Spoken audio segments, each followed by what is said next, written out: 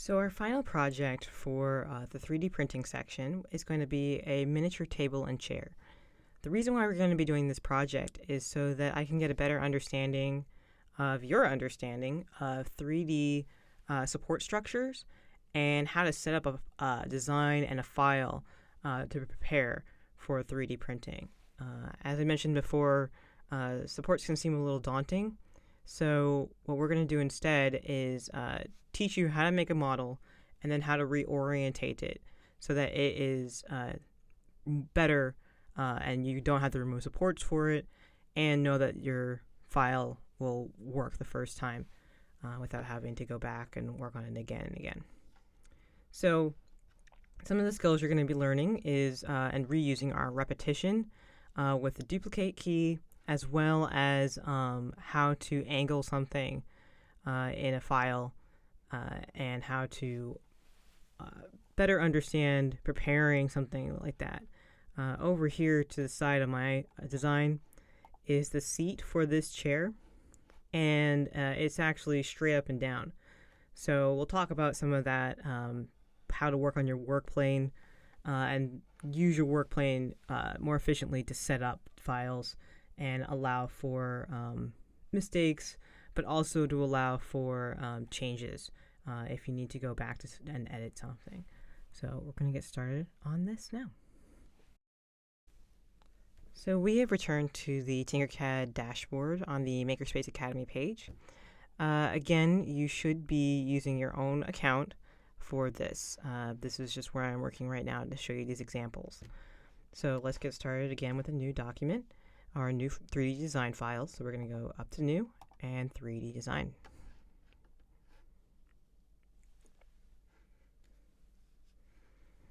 And first things first, change your title of your file. We're going to go Table and Chair underscore my first name and my last initial. Okay, so for this, we are going to work with the table first. So let's grab our cylinder from the right panel and drop it onto the work plane. Our dimensions for this are going to be 54 by 54. And with a height of 3.5, so that we will want to input versus trying to drag it up and down, because it's only going to drag up and down by 1 millimeter at a time.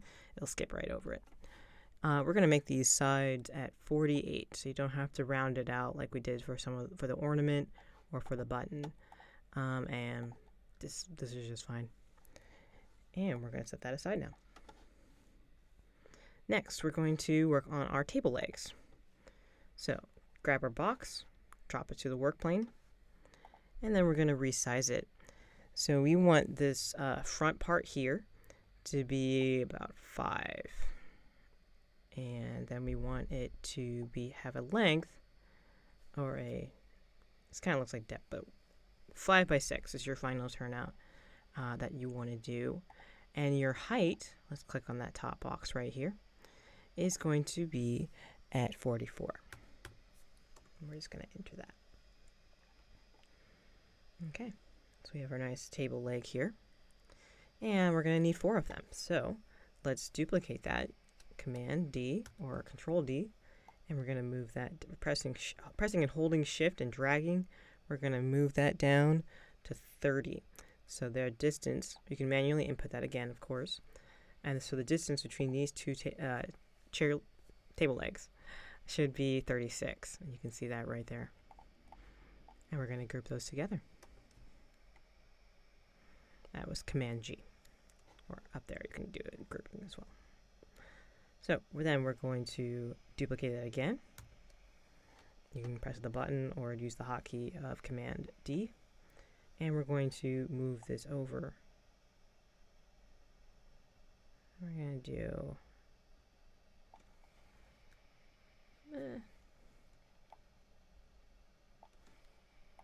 should be a total of 31, 36. Nope, I'm going to move that back a bit. Okay. I forgot to make my measurements for that one. So it should move over. One more time. It's the math. So I'm going 36 over. Each chair leg is 5 width. So I'm moving that over 31. Sorry for any of that confusion. As long as you get to 36 by 36, you're okay. And we're going to group all those together. Okay. So now we need to center this onto our table. And we're going to align these together. Like so. And this one actually happened to already be aligned here. So that's what we're going to be doing. Now we're going to prepare this for modeling. So we're going to make the modeling, meaning that 3D modeling within a computer. So we want this to look like a table and chair, not how we're going to set it up in the next videos coming up for orientating it for 3D printing. So it's a very quick differential. Make sure you highlight both of these and align, and you're going to bring that table all the way to the top. So that's that gray one right there, right up there. And then we're going to group those together. And now you have your table. Again, we're just going to drag this over so it's a little bit out of the way. The reason why we move things out of the way sometimes is so they don't accidentally get errant items when you're trying to highlight with this red dotted box.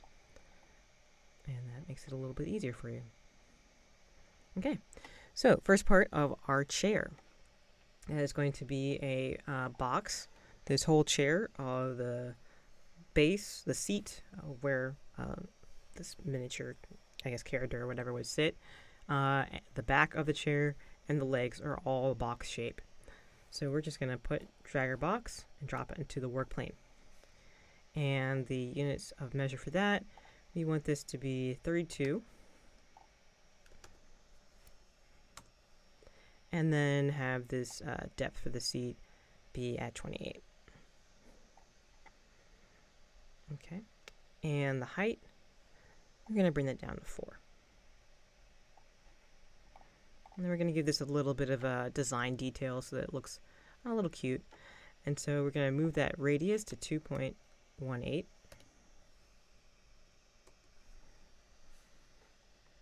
And that's all we're going to do for that. Now, let's add the back of that seat.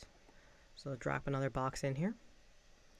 And we're going to use this one with a couple different purposes so that we don't have to keep going over and dragging the box again and again. So this one, the back of this has a depth of 4, length of 24,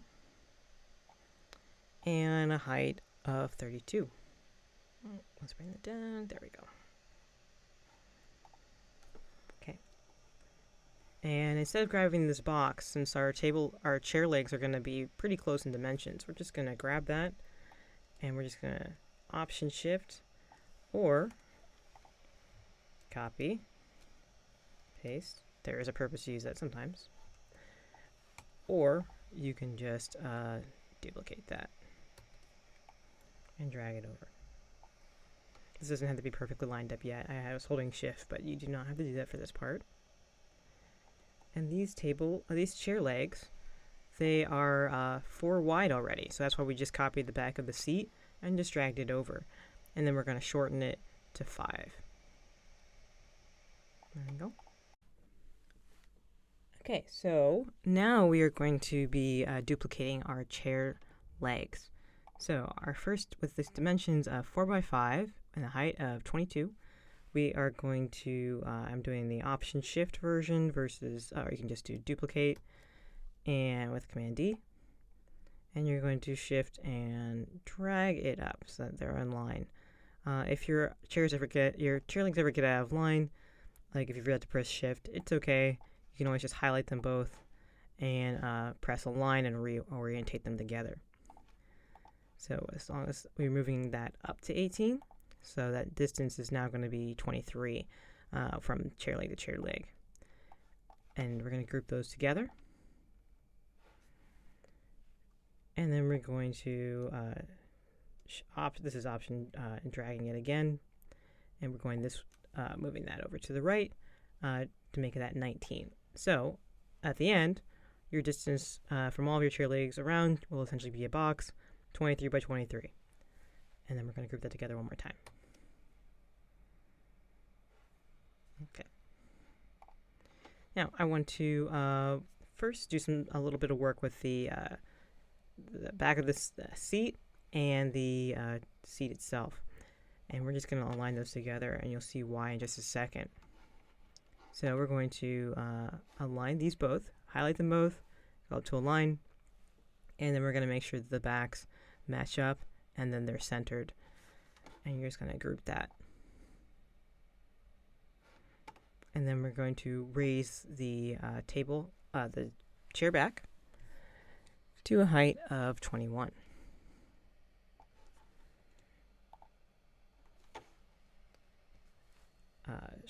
I shifted and clicked. You can also drag and hold, and you see why the table is so far back, so I can't accidentally grab that. I got a lot of leeway. And so we're going to highlight both of these objects together. I'm going to go shift and click for this. Sometimes you'll see these red boxes around here. That means the computer's slightly lagging. It's okay. If you ever, if it's still having an issue for you, you can always go back to the dashboard.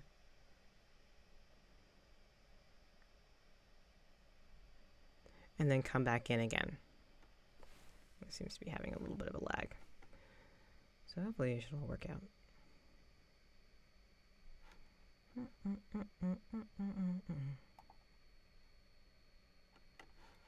There we go.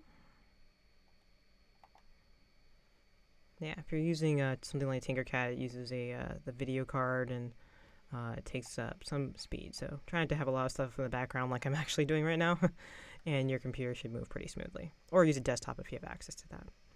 Okay, so we're going to realign that. As you see, the red boxes are, the red lines around there are gone, and that means the computer's not lagging anymore. So we're just going to align those together. And just going to double check underneath here, and I'm making sure that all of the pieces are encompassing that. And you can tell because the blue halo effect is not visible there. So your chair is at the right height, and your seat is at the right height from your chair legs, and it's not going to have a gap. All right. Now we're going to ungroup this seat part here. So we didn't group the whole chair together, you might have noticed. And so your back and your seat are now separated.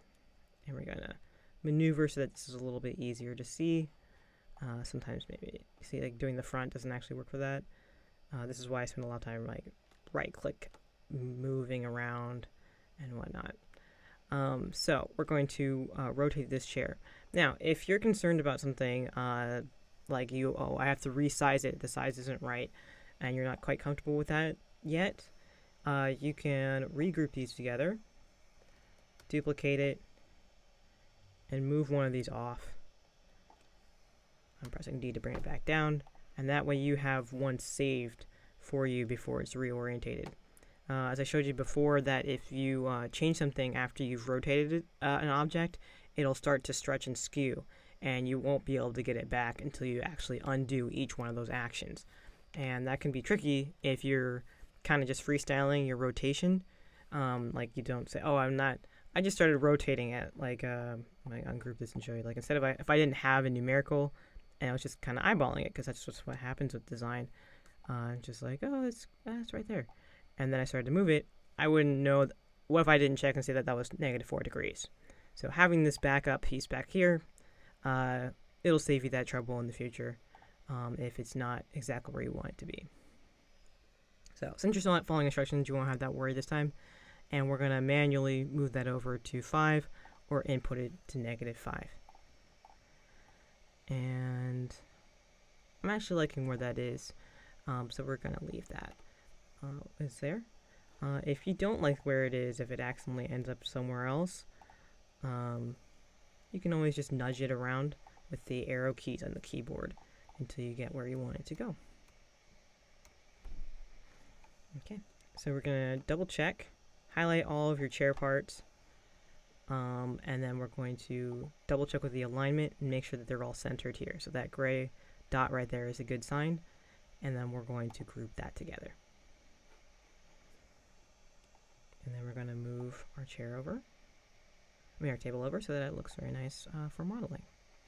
I'm going to hide this just for the conclusion of this video. And that was with the light bulb up there. You can tell anything is hidden when you have the light bulb is lit up. You can tell that it dulls out as soon as I brought this shape back in there. Anything that you hide on your plane does not stay by the time you reopen it again. So if I had kept this hidden, then left Tinkercad to go back to the dashboard, when I come back, that item won't be hidden again. Just keeping that in mind. It doesn't stay hidden forever. All right, so we have finished our chair and table, and this is ready for something to look like a 3D shape. So this is not ready for 3D printing yet, and we're going to go over that in the next video coming up.